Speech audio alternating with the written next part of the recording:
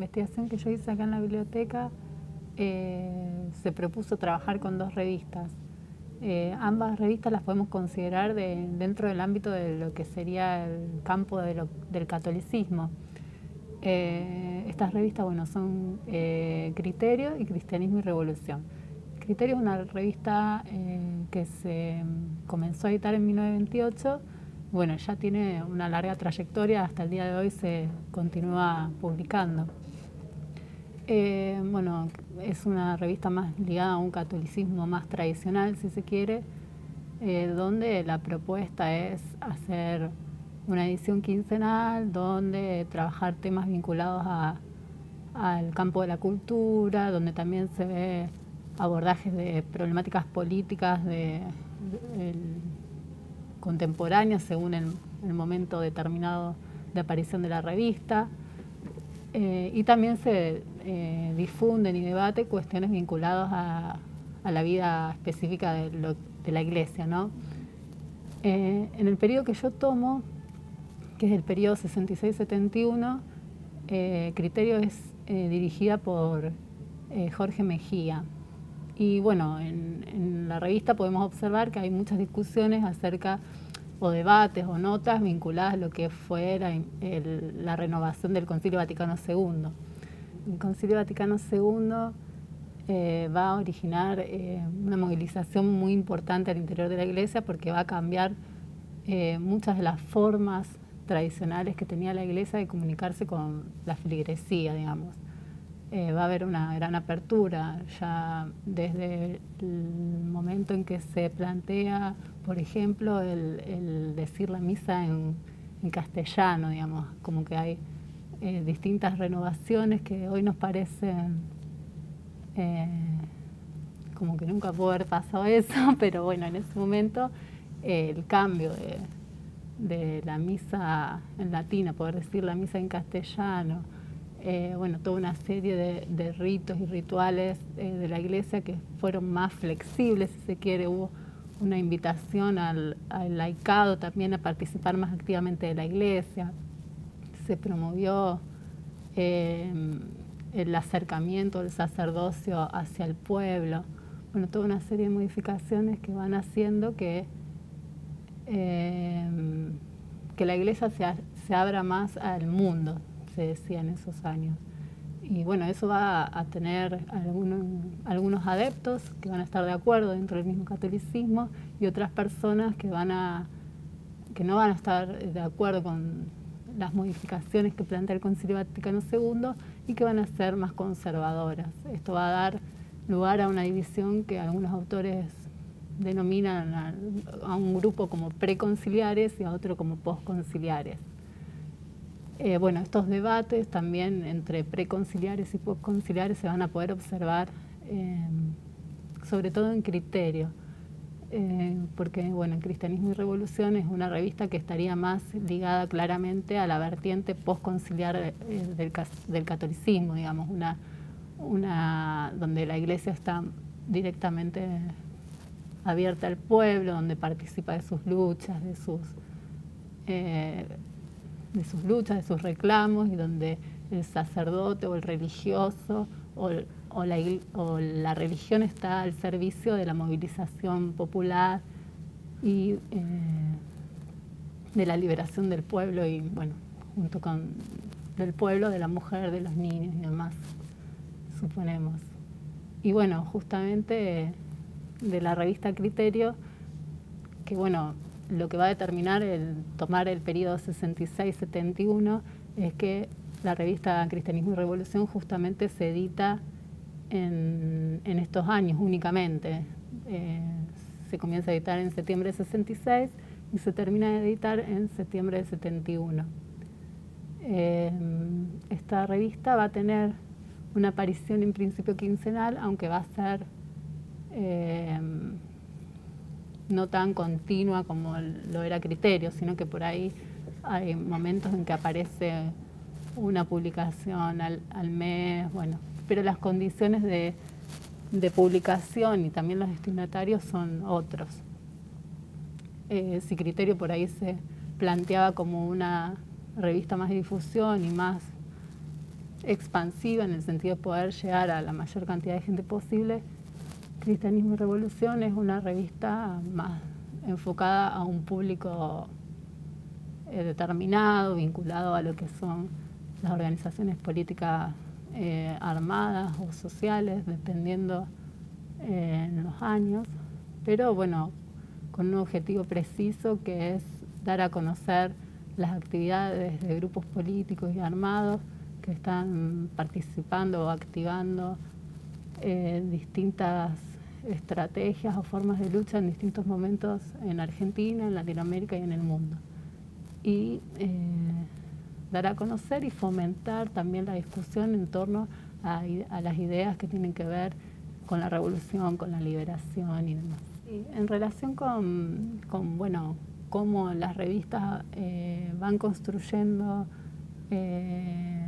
o enfocan la problemática en torno de lo femenino o de la mujer, yo pude visualizar varios ejes temáticos, de los cuales profundicé específicamente en uno. Pero para plantear un esquema general de lo que sería el relevamiento de la revista, lo fui tipificando en tres áreas. Una que eran las imágenes que aparecían en la revista y, bueno, en Criterio pude trabajarlo a partir específicamente de la publicidad. En cambio, en Cristianismo y Revolución, como no era una revista comercial, no aparecían cuestiones de publicidad, me enfoqué solo en las imágenes que aparecían de fotografías o dibujos en la revista. Otro eje a analizar era qué artículos, qué sectores eran escritos efectivamente por mujeres, cómo participaban las mujeres en la realización de estas revistas. Y en relación con esto, bueno, encontré que era mucho menor la participación de mujeres que de hombres y que en el caso de Criterio había una mayor participación en lo que eran los ámbitos vinculados a la cultura, el teatro, el cine, los libros. Bueno, y en Criterio también encontré específicamente un número que está vinculado al Concilio Vaticano II, que se edita a fines del 69, donde en ese número de 10 artículos que trabajan acerca de la renovación eclesial en Argentina, 6 son escritos por mujeres. Y de los 6 artículos escritos por mujeres, 5 son mujeres laicas, lo cual nos da la cuenta de la importancia del papel de la mujer laica en el ámbito eclesial, ¿no? En cambio, en Cristianismo y Revolución, prácticamente no hay artículos escritos por mujeres, más que alguna entrevista y algunas declaraciones hechas por la madre de Camilo Torres, que era el referente de la revista, ¿no? Camilo Torres. Después, bueno, el último eje sobre el cual trabajé, que eran las temáticas vinculadas a la mujer, es donde aparece esta cuestión que fue muy debatida en la época del control de la natalidad, ligada a todo lo que fue el debate acerca de las distintas políticas poblacionales en el mundo. En relación con el debate acerca del control de la natalidad, lo que va a ir desenlazando un poco esta cuestión tiene que ver con la aparición de la encíclica Humanae Vitae, que define finalmente la no aceptación por parte de la Iglesia de ningún tipo de control de natalidad que no fuera los ritmos naturales. Bueno, como se había generado toda una expectativa en relación con esta encíclica de que el Papa Pablo VI iba a permitir algunos tipos de control de natalidad. Y bueno, finalmente la encíclica lo que dice es que no, porque se había armado una comisión pontífica que se llamaba Comisión de Natalidad y Población. En esta comisión se había debatido grupos de matrimonios, especialistas, toda una serie de personas que convocaron a esos fines y por mayoría habían definido la posibilidad de implementar controles de natalidad en situaciones determinadas, concretas, y vinculando esta necesidad del control de la natalidad sobre todo a la figura de lo que sería una paternidad responsable, no se ponía en cuestión el papel del matrimonio como institución vinculada a la procreación y al cuidado de los hijos, pero sí aparecía esta figura nueva de la paternidad responsable, donde para garantizar una paternidad responsable era necesario de algún modo poder controlar la natalidad, que la familia pudiera realizar esa acción. Eso es el dictamen que sale de esta comisión por mayoría, pero finalmente el Papa en la encíclica no permite ningún tipo de control de natalidad. Frente a esto se van a dar debates en ambas revistas. En realidad el debate se da propiamente en Criterio, y en Cristianismo y Revolución aparece una nota de Hernán Benítez, del padre Hernán Benítez,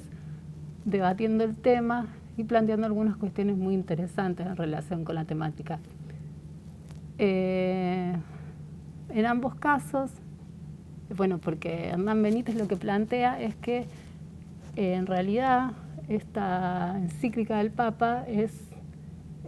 políticamente correcta, y lo define a partir de pensar cuál es el papel del imperialismo norteamericano en relación con el poblamiento mundial. Entonces ahí aparece toda la cuestión de las políticas de Estados Unidos en relación con América Latina y África de implementar. De hecho, hay una película del 69 de San Ginés en Bolivia que se llama Sangre de Cóndor, donde se trabaja toda esta cuestión de cómo desde Estados Unidos se implementa esterilización en las mujeres bolivianas, bueno, prácticamente sin autorización de ellas mismas. Bueno, entonces retoma esta cuestión de la política de control de natalidad de Estados Unidos hacia América Latina y África, y a la vez plantea esta encíclica es contra el imperialismo y contra la oligarquía, porque dice, en realidad la oligarquía es la que tiene la hipocresía de decir que hay que tener hijos, pero después ejerce el control de natalidad sobre sus propias mujeres. Y a la vez, y en cambio, dice, las clases bajas son las que tienen más hijos. O sea, como que está planteando una hipocresía de clase, y dice, en realidad el Papa lo que hace es decirle a esta clase, no, ustedes no están haciendo lo correcto, o una cosa así, como que era una encíclica en contra del imperialismo y de la oligarquía. Entonces él lo retoma desde ese lugar. Y a la vez aparece esta cuestión de la reproducción de las clases más humildes y de los sectores más empobrecidos como forma de resistencia, ¿no? Entonces yo lo que veía es que en realidad desde ambas perspectivas, tanto desde impedir el control de la natalidad, porque la función del matrimonio o de las relaciones sexuales tienen que ver con la procreación únicamente, y tanto de la perspectiva de decir, no, estas mujeres que tienen hijos en realidad están contribuyendo a una posible revolución o una transformación del mundo. En realidad, desde las dos miradas, el cuerpo de la mujer termina siendo usado como objeto. Sobre el cuerpo de la mujer terminan decidiendo otros, que en general son los hombres, y bueno, y aparece esta cuestión de no tener en cuenta la subjetividad de la mujer en términos de la decisión sobre su propio cuerpo. Bueno, eso sería en relación con esta cuestión del control de natalidad, que a mí me pareció como un tema bastante interesante como para profundizar y ver cómo se tocan muchas veces dos espacios que desde lo ideológico político tal vez aparecen como contrapuestos, y en términos del uso del cuerpo de la mujer, si bien obviamente con distintos objetivos y demás, terminan poniendo al cuerpo de la mujer en el lugar de cosa, ¿no?